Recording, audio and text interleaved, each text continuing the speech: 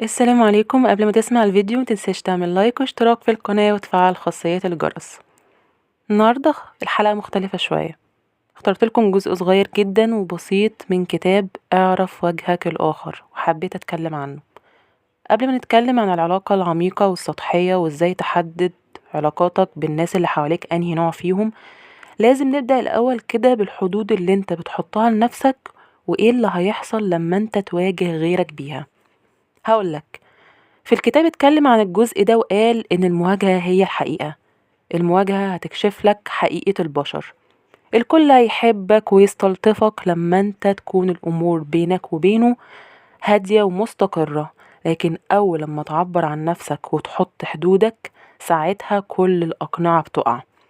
اللي شايف ليك قيمة هيحترم حدودك ويتقبلها ومش هيناقشك عن سببها إلا لو كان عايز يفهمك أكتر وبس.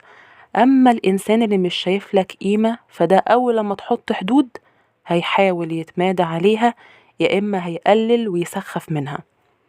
طيب بالنسبة لعمق العلاقة، ضروري إن انت تحدد عمق علاقتك بالناس اللي حواليك، لأنك لو حددت قرب الشخص منك بناء على مشاعرك انت فانت هتتصدم، لأنك بتكون شايف اللي انت بتتمناه مش الحقيقة والواقع.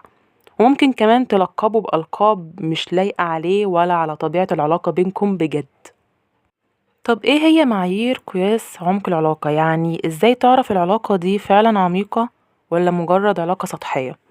أول حاجة، مدى احترام الشخص لحدودك. لما تواجه وتحط حدود شوف رد فعله كان عامل ازاي. تاني حاجة، مواقف الحب التراكمية، اللي زي مثلا الاحتواء وقت المشكلة والإنصات ليك ووجود وقت ما تحتاجه واستمرارية التواصل والإيمان بيك وبقدراتك والتمسك بالعلاقة نفسها. تاني حاجة، تقبله لعيوبك والحاجات الناقصة اللي فيك، إنك مش بتحس إنك لازم تشرح نفسك وتبرر وتثبت والحاجات دي كلها. رابع حاجة، كمية الألم والكبت معاه، يعني انت بتفرغ الكبت وبتتكلمه أول بأول ولا لأ. وغيرها طبعا، بس هنكتفي بالجزء ده. ويا رب تكون الحلقة عجبتكم. السلام عليكم.